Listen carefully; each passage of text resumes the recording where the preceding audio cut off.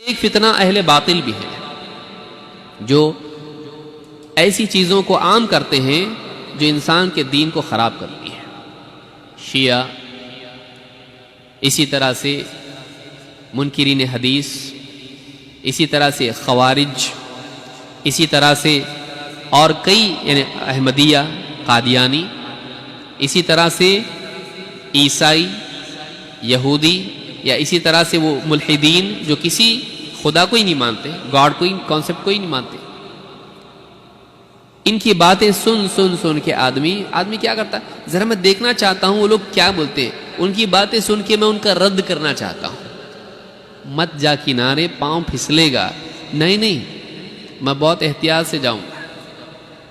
مت جا، ڈوب جائے گا. نہیں، میں تیروں گا. آدمی جاتا، ہم نے خود دیکھا ہے ایسے لوگوں کو. 2 لوگوں کو تو میں خود جانتا ہوں، منع کہ مت سنو پھیٹے والے کو. نہیں، دیکھتے ہیں کیا بول رہا وہ. شیعہ ہو گئے. کیوں؟ اس لیے کہ آدمی اپنے اوپر اتنا اعتماد آدمی کرتا ہے کہ اس کو معلوم نہیں ہوتا ہے کہ شیطان کہاں سے آ سکتا. بھئی آدم علیہ السلام جنت میں ہیں بلا واسطہ. اللہ نے کہا وَلَا تَقْرَبَا هَٰذِهِ الشَّجَرَةَ. سمجھنے میں کوئی بہت بڑی ڈیفیکلٹی نہیں ہے، لیکن شیطان نے کیسا ان کو دھوکہ دیا. فَدَلَّهُمَا بِغُرُورٍ. کھاؤ بادشاہ بن جاؤ گے، کھاؤ فرشتے بن جاؤ گے، ہمیشگی کی زندگی ملے گی. وہی کھلا دیا جس کے قریب جانے سے اللہ نے منع کیا تھا. کوئی فرشتہ آ کے نہیں بولا تھا، براہ راست اللہ نے حکم دیا تھا، لیکن وہی کروایا جو نہیں ہونا چاہیے تھا. ہم دنیا میں، فتنوں کی دنیا میں ہیں. آپ کس بھرم میں ہیں، کس امن میں ہیں؟ رسول اکرم صلی اللہ علیہ وسلم اللہ سے کہہ رہے ہیں یا مقلب القلوب ثبت قلبی علی دینک. اے دلوں کو الٹنے پلٹنے والے، میرے دل کو اپنے دین پر جمائے رکھ. اور ہم اپنے اوپر مطمئن ہیں، نہیں مجھ کو کچھ نہیں ہوتا، میرا ایمان پہاڑوں کے جیسا مضبوط ہے، میں بہت سٹڈی کیا ہوں، میرے پاس سب چیز کی دلیل ہے، میرے پاس کمپیوٹر بھی ہے. آپ کسی پہ بھروسہ نہیں کر سکتے، اپنے اوپر اعتماد آپ نہیں کر سکتے. ابراہیم علیہ السلام کہہ رہے ہیں اور بتوں سے بچنے کے لیے کہ وَجْنُوبْنِي وَبَنِيَّ أَن نَعْبُدَ الْأَصْنَامِ. جس نے خود بتوں کو توڑا وہ دعا کیا کر رہا ہے اللہ سے؟ اے اللہ مجھ کو بچا لے، میری اولاد کو بچا لے کہ کہیں ہم بتوں کی عبادت میں نہ پڑ جائے.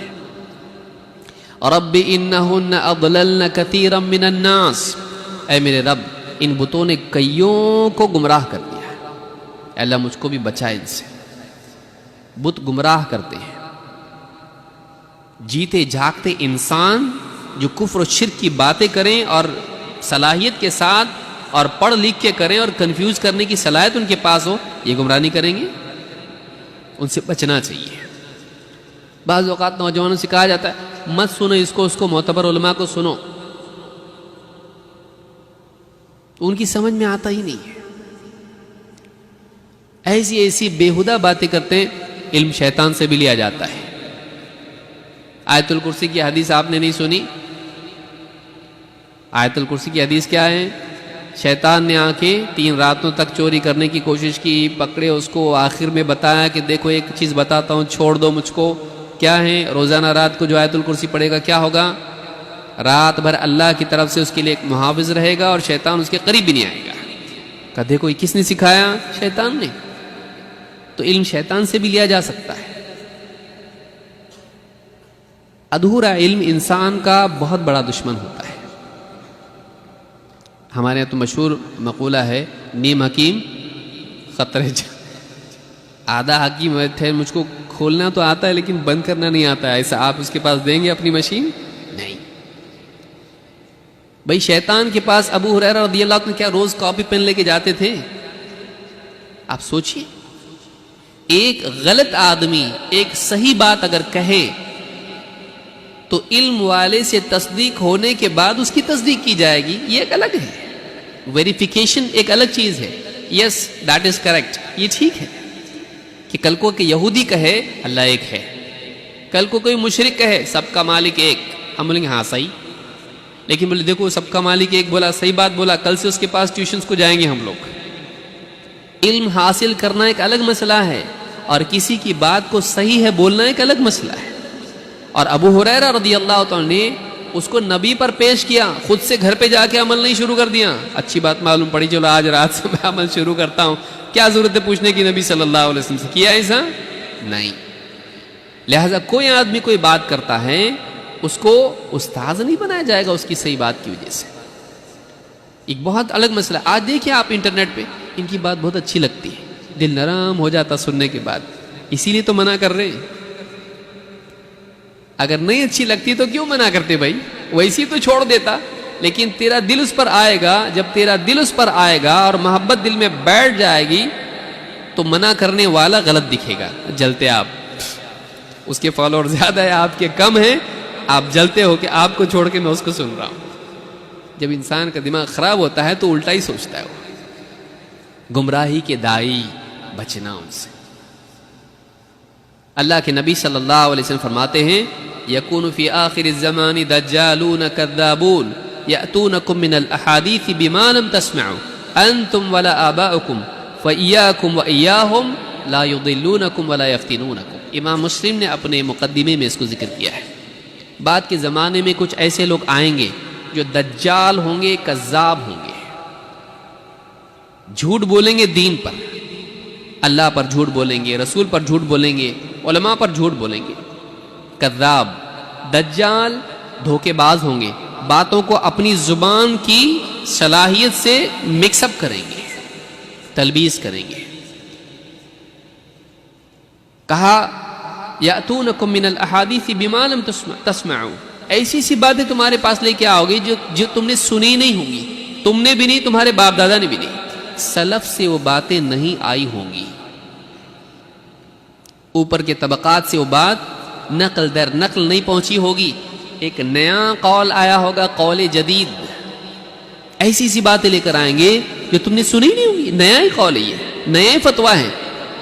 یہ کہاں سے آ گیا؟ کہا کسی کو سمجھ میں نہیں آیا 1400 سال میں، مجھ کو سمجھ میں آیا کیونکہ میں دلیل دے رہا ہوں، اب دلیل سے جو چاہے نکالو۔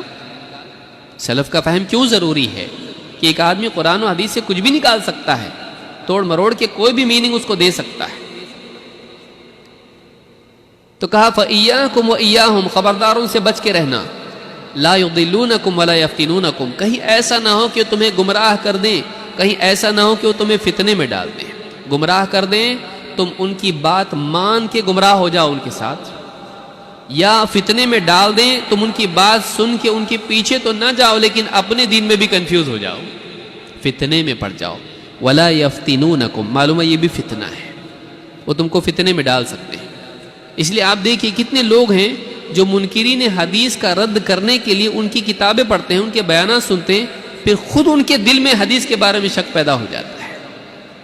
قادیانیوں کا رد کرنے کے لیے ان کے بیانات سنتے ہیں، ان کی کتابیں پڑھتے ہیں، پھر خود ان کے دل میں بعض مسائل کے اندر شک پیدا ہو جاتا ہے۔ جب تو پختہ نہیں کیوں گیا اس میدان میں؟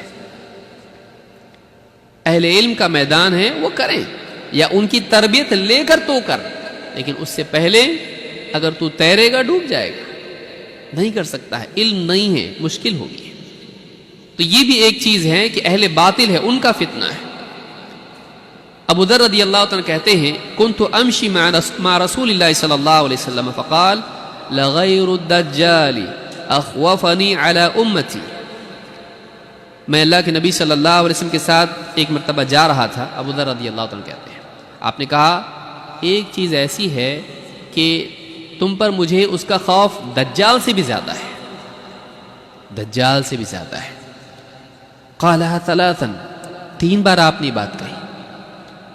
قال قلت یا رسول اللہ ما هذا الذي غیر الدجال اخوفك على امتك، کہا اللہ کے رسول یہ تو بتائیے کہ دجال سے بھی بڑھ کے آپ کو اپنی امت پر کون سی چیز ایسی ہے جس کا خوف ہے؟